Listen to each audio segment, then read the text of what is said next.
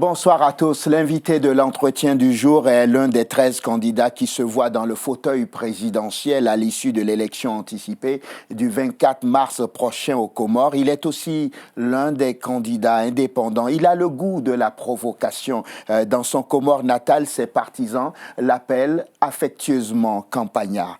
Mohamed Soualiri, bonsoir. Bonsoir. Merci d'avoir accepté notre invitation. Pourquoi vous surnomme-t-on Campagnard ?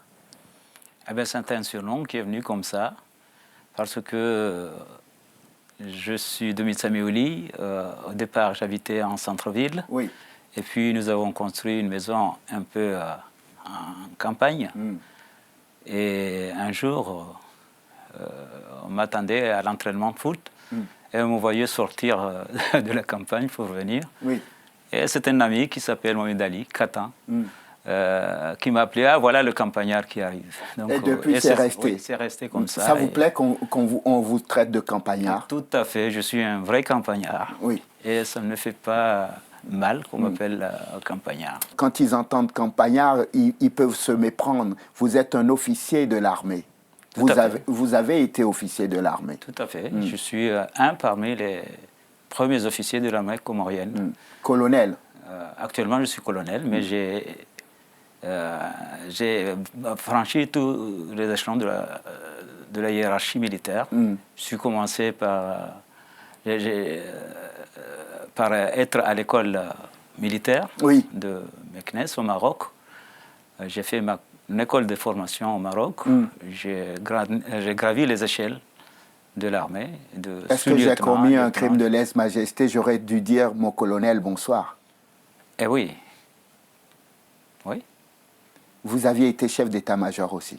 Tout à fait. J'ai été chef d'état-major du temps où Azali était président de la République, donc en 2002. On m'a raconté une anecdote à votre sujet. J'aimerais que ce soir, comme vous êtes pour la première fois sur notre plateau, vous confirmiez ou pas. Au temps où vous étiez dans l'armée, vous n'étiez pas encore chef d'état-major. Nous sommes en 95, je crois, c'est ça. Oui. Il y a la tentative de coup d'État dans l'archipel. Bob Denard arrive et vous commandez une unité qui protège à ce moment-là la chaîne publique, c'est ça? Oui, Bob Denard arrive. Oui. On vient m'appeler chez moi. Je me suis rendu dans un domicile d'un officier français qui s'appelait Kister. Et j'ai trouvé le commandant Azali, qui était commandant, je crois, à ce moment-là. Et on m'a dit que Bob Denard est arrivé. Oui. Il a pris le camp de Kandani, où il y avait des militaires comoriens. Et il a aussi pris en otage le président Johar. Oui. Du coup, on a discuté, tous les trois. J'étais surtout le chef des opérations, du bureau opérationnel, qu'on appelle le B2. Et je savais où se trouvaient mes pions. A priori, il ne restait plus que les militaires qui étaient dans un camp à 20 km de là, Itsunzu. Oui. Et je me suis rendu là-bas pour aller chercher ces militaires, de manière à empêcher la diffusion de ce coup à la radio. Oui. Et nous sommes arrivés, et en même temps presque, on s'est tiré. Oui. Et là, j'ai maintenu ces hommes pour empêcher Bob Denard d'aller annoncer cette nouvelle à la radio. Et vous avez reçu à ce moment-là vos galons d'un soldat qui défend sa nation jusqu'au bout. Tout à fait, tout à fait. Ça vous rend fier? Bien sûr. On ne peut pas dire qu'on Ou vous considérez avoir fait votre devoir de soldat? Et c'était mon devoir d'avoir été formé par mon pays pour défendre mon pays, et c'est avec plaisir que je l'ai fait. Et ce pays, vous voulez le défendre aujourd'hui dans un fauteuil présidentiel. Qu'est-ce qui motive votre candidature? D'abord, il faut savoir que je ne me suis pas présenté moi-même comme candidat à ces élections. Après avoir terminé ma carrière, je suis rentré chez moi. J'ai créé une entreprise. Oui. Et je commençais à travailler dans les bâtiments. Dans les bâtiments. Vous êtes un homme qui a un parcours étonnant, incroyable. Vous aimez la campagne, vous jouez au foot, vous êtes dans l'armée, vous sortez de l'armée, vous êtes à la retraite. On va même vous appeler à venir sauver la société d'eau et d'électricité, je crois, qui est complètement en banqueroute. Et le président Ikililou va vous dire de venir sauver cette entreprise. Oui, tout à fait.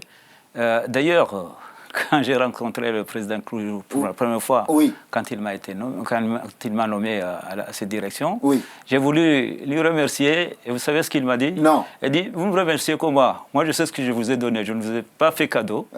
Donc, ce n'est pas la peine de me remercier. Donc, il savait qu'il vous avait donné un cadeau empoisonné et qu'il ne savait pas qu'en un an, vous relèverez cette entreprise. Tout à fait, puisque en un an, oui. J'ai quand même réussi j'ai essayé de faire sortir cette entreprise de l'eau. Oui. C'est une entreprise où j'ai trouvé 6 mois d'arrêt de salaire, où la TC du gouvernement n'était pas payée, toutes les prestations sociales des employés n'étaient pas payées. Oui. Et en un an, j'ai pratiquement tout réglé. La machine a repris. Et malheureusement... Vous avez dû démissionner pour une affaire sombre de groupe. Je n'ai pas démissionné. Moi, je n'abandonne pas l'État. J'ai tout simplement eu des idées qui n'étaient pas conformes à ce que pensaient les autorités. C'était quoi ces idées? Et il y avait beaucoup qui nous séparaient. Mais c'est surtout les groupes qu'on a achetés et qu'on a fait venir. J'ai fait examiner ces groupes avec mes techniciens. Oui. J'ai trouvé que c'était des groupes qui usagés et qu'on a maquillés. Qu'on a maquillés. Oui. Et j'ai fait un rapport à mon ministre, qui était le vice-président Jafar. Oui. En même temps, le président Azali était au courant. Oui. Pour dire que ces groupes-là ne vont pas durer un an. Alors, c'est des milliards que nous sommes en train de gaspiller. Donc, il fallait remettre en cause tout ça. Et Azali lui-même, sachant que je pourrais le dire ailleurs, a dit qu'il faut tout faire pour sortir ce monsieur le jour où on va inaugurer ce groupe, puisqu'il risque de dire la vérité. Et comme les gens n'aiment pas la vérité, j'ai été... Ils vous ont gentiment aidé à partir. Tout à fait, à partir. On va juste rappeler le contexte. C'est que dans nos pays, en général, et les Comores n'échappent pas à cela, il y a des problèmes d'énergie. Oui. Et l'une des solutions que les gouvernants ont trouvées, c'est de faire venir des groupes pour pallier ces problèmes d'énergie, ce déficit d'énergie pour pouvoir faire marcher l'économie. Sauf qu'il y a dans nos ministères des directions qui sont chargées de façon technique à faire venir ces groupes électrogènes. Il se trouve qu'il y a des gens qui se croient plus intelligents et qui achètent des groupes qui sont usagés. C'est ça, en fait. C'est une question de corruption à la tête de l'État. Disons, à mon arrivée à la Mamoué, j'ai fait un premier constat, c'est que depuis l'indépendance, il n'y a jamais eu vraiment une politique énergétique. J'ai constaté que tous les groupes qui ont été achetés aux Comores étaient des groupes de secours. Quand on dit groupes de secours, ce sont des groupes qui tournent à vitesse rapide, qui consomment et qui demandent beaucoup d'entretien. Donc, il n'y a jamais eu un groupe industriel aux Comores. Ça veut dire qu'il n'y a jamais eu une politique énergétique pour stabiliser l'énergie aux Comores. Mais on a tout simplement, à chaque fois, fait de l'urgence. Hein, c'était l'urgence. Donc, en arrivant à la Mamoué, j'ai d'ailleurs fait cette déclaration une première fois, même au temps du président Ikililou, au ministère des Affaires étrangères, qu'il ne faut pas mentir aux Comoriens, parce que les groupes qui viennent ici ne pourront jamais assurer la permanence de l'électricité aux Comores. Donc, il est temps de penser à une vraie politique énergétique. Et c'est là-dessus que j'ai voulu qu'on fasse, et surtout actuellement qu'on est en train de passer à des énergies renouvelables, puisqu'il ne suffit pas tout simplement d'avoir des groupes, mais il faut des groupes qui coûtent dont l'électricité ne va pas coûter très cher, oui, et qui vont durer. Puisque l'industriel, lui, s'il paie cher l'électricité, oui, et tout sera encore plus cher. Et la population ne pourra pas réussir à s'en sortir. C'est un candidat donc qui vient dire aux Comoriens aujourd'hui, je suis un homme intègre, je connais l'économie du pays, je dis l'économie entre guillemets, je connais les problèmes du pays, j'ai touché du doigt les réalités, je peux être l'homme qui peut rétablir les choses. J'ai d'ailleurs vu que vous avez 11 propositions, c'est ça, hein? Tout à fait. Et ce qui m'a frappé dans les 11 propositions, c'est qu'il y a à peu près 9 propositions qui parlent que de réforme, réforme, réforme et réforme encore. Tout à fait. Pourquoi votre pays a-t-il tant besoin de réformes? Le pays a besoin de réformes, mais pas par le mot. Oui. De vraies réformes, une réalité de réforme. La réforme institutionnelle, par exemple, ce sont des institutions dans lesquelles, pour toutes les constitutions, c'est à peu près les mêmes institutions. Oui. L'exécutif, la législative et le judiciaire. Oui. On dit que ces institutions doivent être indépendantes et doivent fonctionner de façon autonome, mais la volonté politique n'y est pas. À chaque fois, c'est l'exécutif qui s'ingère dans la gestion de ces institutions. Moi, ce que je préconise, ce n'est pas une question ni de moyens, ni d'argent, c'est tout simplement une volonté politique pour laisser chaque institution fonctionner comme ça se doit. Et ça, on a du mal à comprendre. Oui. Pourquoi ces institutions ne fonctionnent pas, alors qu'il s'agit tout simplement d'une volonté et de laisser les gens travailler, tout simplement. Vous dites que l'exécutif doit travailler, le législatif doit travailler, mais dans son couloir, le judiciaire aussi, et que les ingérences à répétition de l'exécutif ou la tentation de contrôler les autres institutions, vous n'en voulez pas en tant que président de la République. Tout à fait. Je n'en veux pas, et personnellement, je ne le ferai pas. Je ne le ferai pas parce que c'est, du moins, respecter les institutions et respecter les hommes qui sont nommés. Ici, on dit toujours qu'on a nommé des gens. Le problème, ce n'est pas celui qui a nommé. Le problème, c'est celui qui est nommé. Oui. Puisque à chaque poste, à chaque fonction, il n'y a rien qui dit qu'on doit respecter les instructions de celui qui a nommé. Mais il y a des lois qu'il faut appliquer. Or, le Comorien n'a pas cette habitude et ne veut pas se conformer à la loi. Donc moi, je suis un fervent, farouche défenseur du respect des lois, des institutions, et de façon réelle, puisque je l'ai fait à plusieurs reprises. Oui. J'en ai eu, dans mes fonctions, à m'affronter aux autorités qui voulaient violer la loi. Oui. Et que j'ai toujours eu à refuser. Je vous donne un exemple. Donnez-moi. J'étais à la Mamoué. À chaque fois qu'il y a des élections, vous le savez, c'est le terrorisme d'État envers les fonctionnaires de l'État. Alors actuellement, ce qu'on est en train de me dire, les fonctionnaires qui veulent me soutenir, ils se cachent. Ils ne peuvent pas publiquement dire. Ils ne peuvent pas. Oui. Ils me téléphonent, vous dire, écoutez, mon colonel, nous sommes en train de vous soutenir, mais on a peur de parler. Oui. On a peur de s'exprimer. Alors, qu'est-ce qui se passe? Moi, je leur dis, tout simplement, vous dites à ces gens-là qui vous menacent, d'abord, ceux qui sont au pouvoir, ils vont partir demain. Vous en êtes sûr? Ils vont partir. Ils n'ont pas le moyen de se maintenir. On en viendra. Mais je dis à ces responsables qui ne sont pas responsables, puisque chacun, si on est nommé dans une fonction, on doit prendre ses responsabilités. Oui. Je leur dis eux-mêmes de préparer les bagages. Puisque quand je serai élu, il ne faut pas qu'ils attendent que je les mette dehors. C'est à eux de partir. Puisqu'ils estiment que c'est comme ça qu'il faut faire.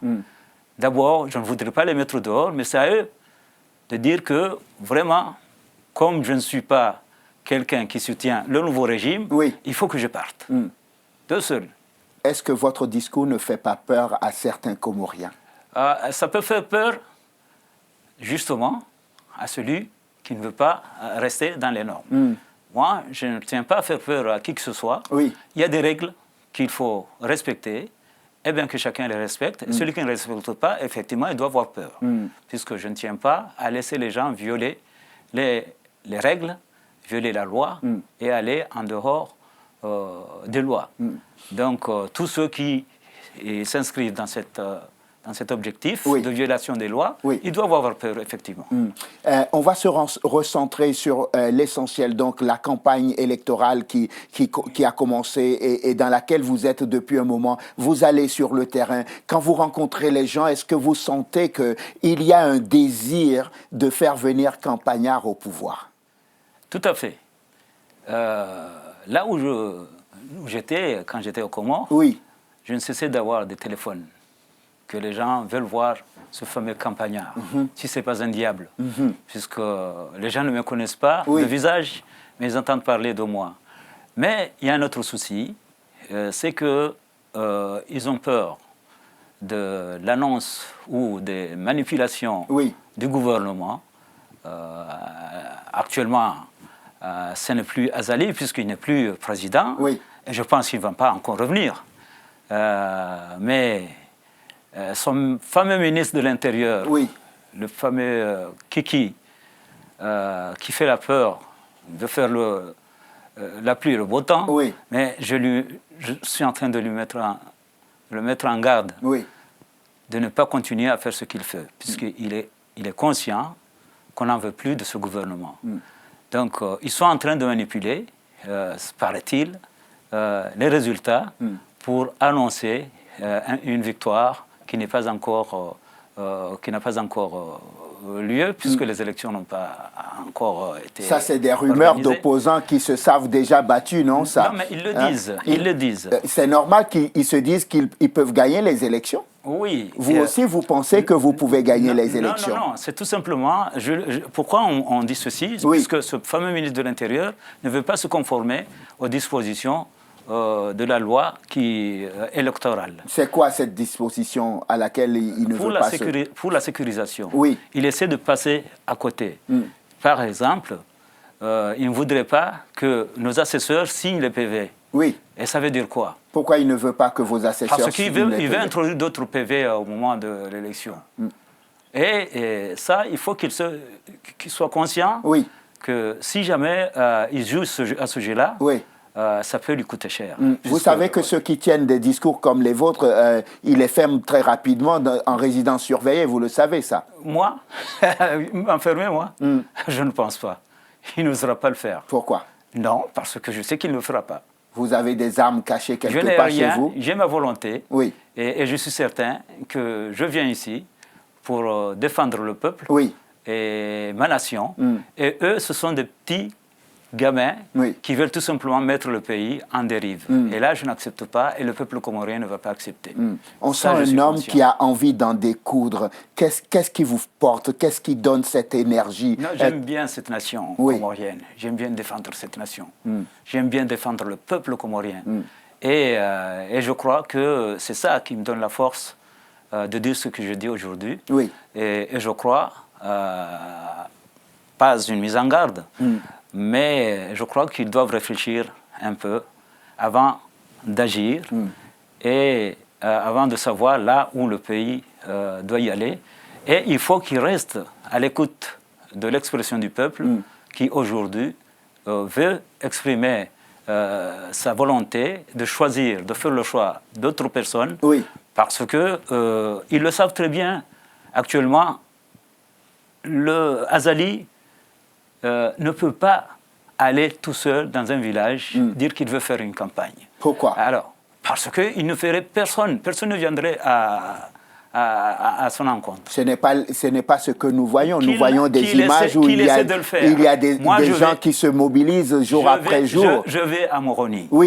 Vous lui dites d'aller tout seul dans un village pour démontrer cette force, il ne le fera pas. Parce que ce qu'il fait, quand il va dans une île, il ramène toutes les personnes des autres îles pour être avec lui. Moi, je peux vous dire, il était à Mitsamioudi dernièrement. Il a fait venir, donc, et ce sont les mêmes personnes qui embarquent dans les véhicules, des personnes qui sont payées. On donne de l'argent pour monter dans les véhicules. Vous ne le faites pas? Jamais. Et je l'ai bien dit, je ne donnerai aucun sou pour qu'on me vote. Ça, je ne le ferai pas. Donc, laissez-moi terminer. Oui. Il est rentré. J'ai un neveu qui m'a appelé, j'étais en juin. Il a dit qu'on lui a proposé 10 000 francs.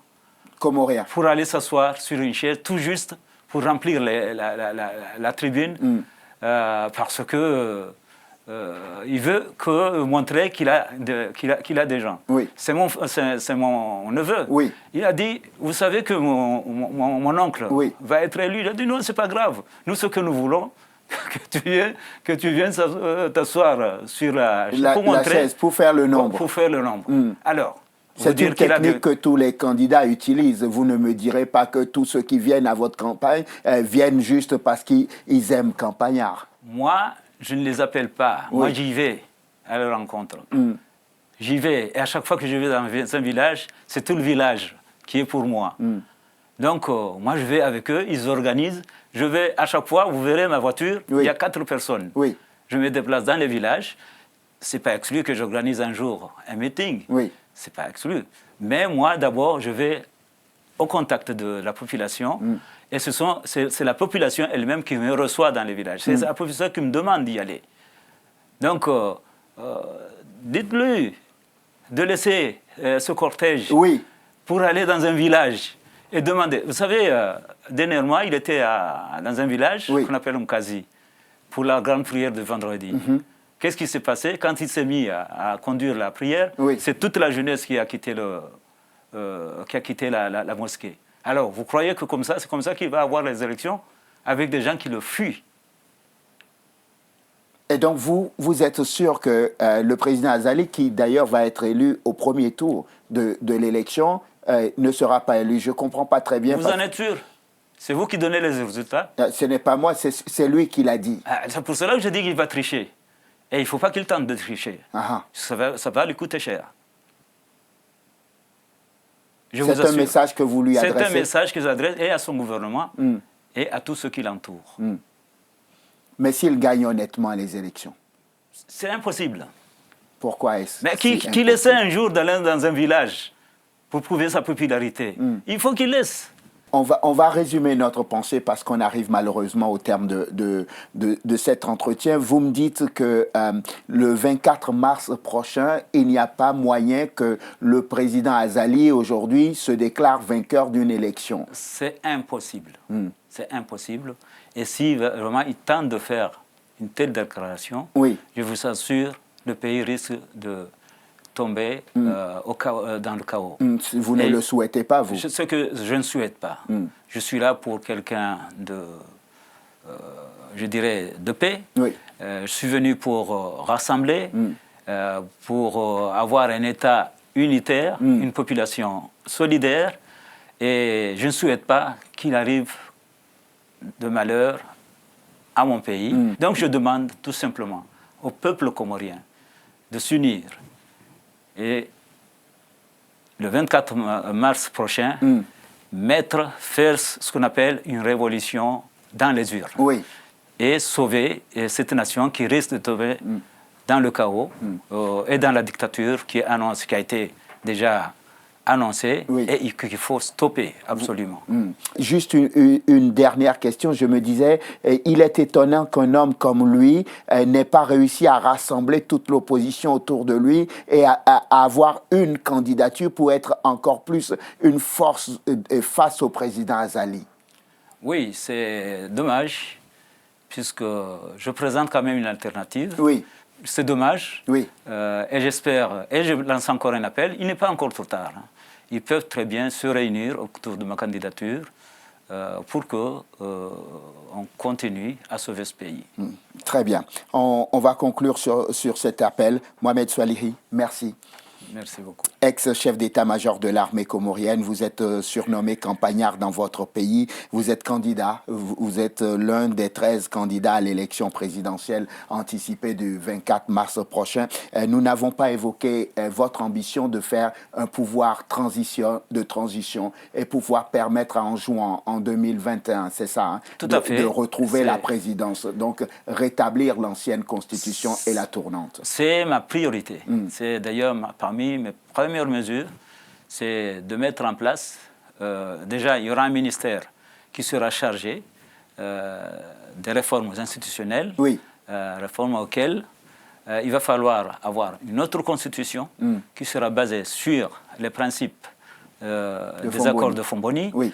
Et il faut absolument que le régime, enfin la direction des affaires de l'État revienne, comme ça a été prévu en 2021, à l'île d'Anjouan. Sans cela, il n'y aura pas de paix. On aura toujours les casseroles qui vont encore continuer à sonner. Et je ne tiens pas ça, vous ne à ce voulez que cela dure longtemps. Très bien. Merci Mohamed Swalihri d'être venu dans l'entretien du jour. Merci beaucoup. Merci à vous de nous avoir suivis. Je vous souhaite de passer une excellente suite de programmes, évidemment, sur Télésud. On se retrouve demain pour un nouveau numéro de l'entretien du jour. D'ici là, portez-vous bien. À demain. Merci.